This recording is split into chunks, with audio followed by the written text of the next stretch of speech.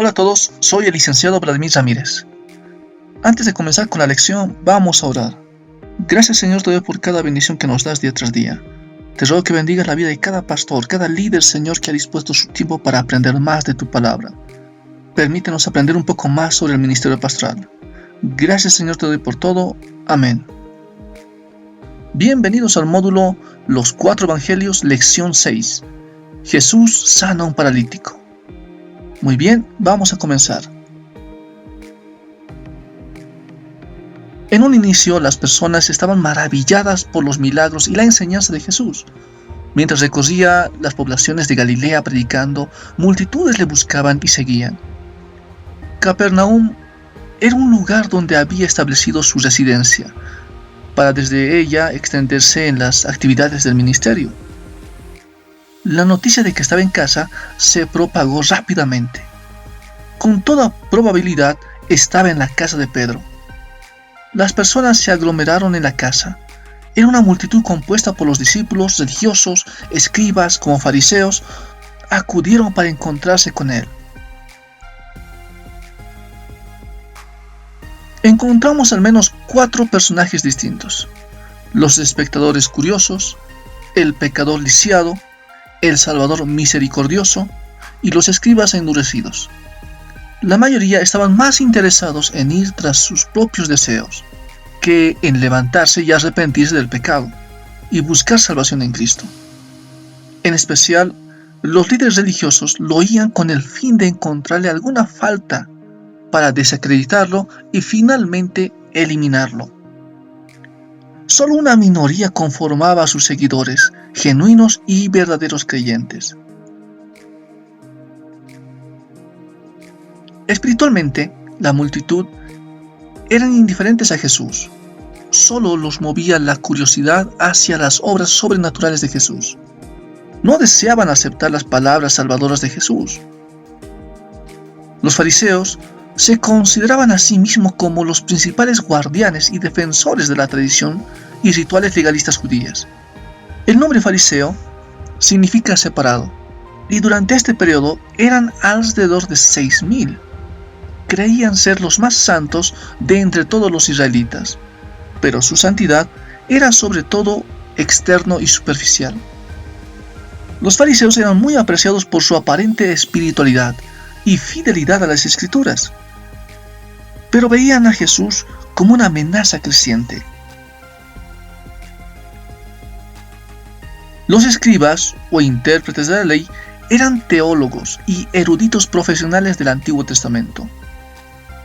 Una antigua tradición judía aseguraba que Dios entregó la ley a los ángeles, quienes la pasaron a Moisés y Josué.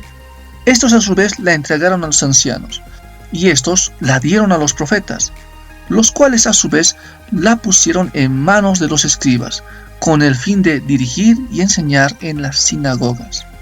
Los escribas tenían la tarea de copiar, preservar e interpretar las escrituras con la finalidad de instruir al pueblo. A la falta de profetas, después de Malaquías, los escribas ocuparon el oficio de maestros en Israel. Cada secta contaba con sus propios escribas. Para la época de Jesús, la mayoría de los escribas estaban asociados con los fariseos. Tanto fariseos como escribas se mezclaron entre la multitud, no con el fin de apoyar el ministerio de Jesús o aprender de él. De repente, se ve como un paralítico que era cargado por 4 hombres trataban de abrirse paso entre la multitud. El paralítico dependía totalmente de los demás. La parálisis, al no ser una enfermedad contagiosa, tal persona, en este estado, no era rechazado por la sociedad israelita. En aquel entonces, se creía que tanto la enfermedad y la discapacidad en general era consecuencia inmediata del pecado, lo cual generaría condescendencia como mínimo. Los 4 amigos no lograron entrar por la puerta, pero aún así no se rindieron. Pero no hallando cómo hacerlo a causa de la multitud, subieron encima de la casa. Una vez allí, descubrieron el techo de donde estaba Jesús, y haciendo una abertura, bajaron el lecho en que yacía el paralítico. Las casas judías eran de un piso y contaban con una terraza o patio plano, a la cual se accedía por una escalera exterior. Los 4 hombres cargaron a su amigo alrededor de la multitud y subieron la escalera hasta la azotea. Tras determinar dónde se hallaba Jesús, en la sala que había abajo, comenzaron a quitar baldosas y barro y el resto del techo en su esfuerzo por crear una abertura suficientemente grande para bajar el lecho. Bajaron el lecho en que yacía el paralítico, con mucho cuidado, directamente frente a Jesús.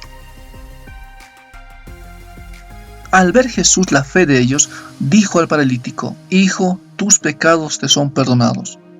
Aquellos 4 hombres esperaban que su amigo, con aquella necesidad física, recibiera sanidad. Jesús vio más allá de la parálisis, más allá de la restauración física. Vio un problema más profundo y más importante: la necesidad de perdón que tenía el paralítico.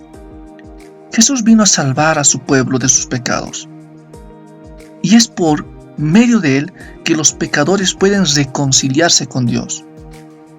El Señor le concedió a aquel hombre perdón de sus pecados porque era evidente una fe verdadera de arrepentimiento, una fe que creía que Jesús es aquel que ofrece salvación. La salvación se recibe por gracia, por medio de la fe en Cristo. La multitud, y en especial los escribas, eran testigos de algo insólito. Veían cómo un pecador con necesidad de perdón recibe perdón y es justificado a través de la fe en Cristo. Con autoridad Jesús le perdonó su pecado. El perdón total fue concedido por gracia divina. Aparte de cualquier mérito u obras de justicia de parte del paralítico, Jesús le borró la culpabilidad, y en ese mismo instante el pecador paralítico fue liberado de un futuro en el infierno eterno, a otro en el cielo eterno. La declaración de perdón de Jesús era la oportunidad que estaban esperando los líderes religiosos para atacarlo. Los escribas creían indiscutiblemente que solo Dios puede otorgar perdón total de los pecados, lo cual es correcto.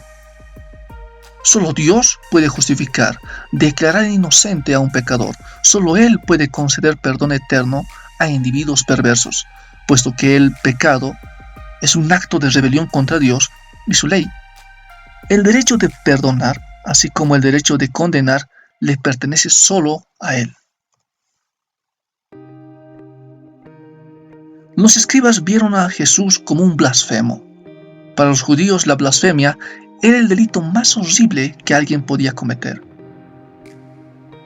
Los judíos del siglo I identificaban 3 niveles de blasfemia. Primero, una persona era acusada de blasfemar si hablaba mal de la ley de Dios. Segundo, cuando alguien hablaba directamente mal de Dios, como maldecir su nombre. Y tercero, cuando un ser humano pecador afirmaba poseer autoridad divina o igualdad con Dios. Los escribas acusaron a Jesús de ser un blasfemo. Pero los blasfemos no pueden leer mentes, no pueden perdonar pecados, ni pueden validar sus afirmaciones sanando a personas que están paralizadas. Jesús demostró su deidad en 3 maneras. Primero, les leyó la mente, conociendo luego Jesús en su espíritu, que cavilaban de esta manera dentro de sí mismos. El hecho de que Él conociera los pensamientos de ellos probó su deidad, ya que solo Dios es omnisciente. Jesús no necesitaba que expresaran lo que pensaban, pues Él sabía lo que había en el hombre. Segundo, Jesús afirmó la verdad que solo Dios puede perdonar pecados. Tercero, Jesús respaldó su afirmación demostrando poder divino. Les dijo: ¿por qué caviláis así en vuestros corazones? ¿Qué es más fácil? ¿Decir al paralítico: tus pecados te son perdonados? ¿O decirle: levántate, toma tu lecho y anda? Si él no era un blasfemo, entonces era Dios como afirmaba serlo. Decirle a un hombre paralítico, levántate y anda, es algo que se puede probar al instante. Jesús, antes de darle sanidad al paralítico, le concedió con autoridad perdón de pecado. Al curar al paralítico, Jesús demostró su poder sobre los efectos del pecado, demostró su autoridad sobre el pecado mismo. El milagro de curación física es innegable. La multitud vio y supo que el Hijo del Hombre tiene potestad en la tierra para perdonar pecados. Jesús, como el Hijo del Hombre, no solo lo identificaba humildemente en su humanidad, sino que tenía implicaciones mesiánicas. El hombre se levantó enseguida y tomando su lecho salió delante de todos. Siempre que Jesús sanaba a alguna persona, ésta experimentaba una recuperación completa e inmediata. No se necesitaba un periodo de recuperación, ni quedaban efectos persistentes de la enfermedad. El individuo recuperó la sanación, función y fortaleza plena en cada parte de su cuerpo. No necesitó meses de terapia física para volver a aprender a caminar. Se enderezó, recogió su camilla y se dirigió caminando a casa. Lucas capítulo 5:25. El hombre sanado se fue a su casa glorificando a Dios, porque no solo su cuerpo había sido curado, sino también porque sus pecados habían sido perdonados. La multitud se negaba a creer en la divinidad de Jesús. Siguieron rechazando a Cristo a pesar de las innegables señales que realizaba. Según Marcos, todos se asombraron y glorificaron a Dios, diciendo: nunca hemos visto tal cosa. Lucas, sobrecogidos de asombro, glorificaban a Dios y llenos de temor decían: hoy hemos visto maravillas. En Mateo, y la gente al verlo se maravilló y glorificó a Dios, que había dado tal potestad a los hombres. Aunque estaban atónitos y aunque glorificaban a Dios, aún veían a Jesús solo como un hombre a quien Dios había otorgado autoridad. Juan, pero a pesar de que había hecho tantas señales delante de ellos, no creían en él. Para terminar, vamos a responder las siguientes preguntas de paso. 1. Antes que el paralítico sea sanado, ¿qué hacía Dios ante la multitud? 2. ¿Cuántas personas cargaban al paralítico? 3. Al ver Jesús la fe de ellos, dijo al paralítico. 4. ¿Cuál era la impresión de los escribas al oír a Jesús? Y 5. Cuando la multitud vio al paralítico sano, no dieron gloria a Dios. Gracias por su atención y nos vemos en la siguiente lección.